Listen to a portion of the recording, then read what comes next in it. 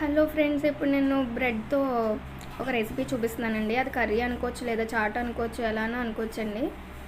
ప్రయత్నించు, ఫలితం ఆశించద్దు అని పక్క నుంచి మా అమ్మ డైలాగ్ వేస్తున్నారు. అది నేను నవ్వుకుంటూ ఇలా వంట స్టార్ట్ చేశానండి. ఇది పెంట అవ్వకుండా ఉంటుందని నేను అనుకుంటున్నాను.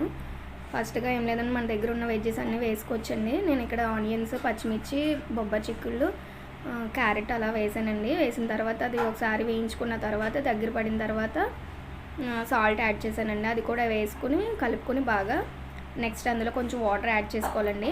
వాటర్ యాడ్ చేసిన తర్వాత అది కొంచెం దగ్గర పడేంత వరకు మళ్ళీ ఉడికించుకోవాలి దాన్ని. అలా అయిన తర్వాత అందులోకి కొంచెం కారం, పసుపు వేసుకుని ఒకసారి అది కూడా వేయించేసుకోండి బాగా. తర్వాత అందులో బ్రెడ్ స్లైసెస్ ఒక బ్రెడ్ స్లైస్కి ఒక 4 పీసెస్ వచ్చేలా కట్ చేసుకోండి.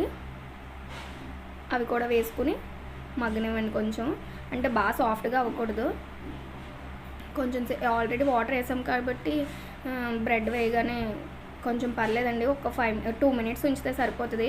ఫైనల్గా కొత్తిమీరతో గార్నిష్ చేసుకుని వేడి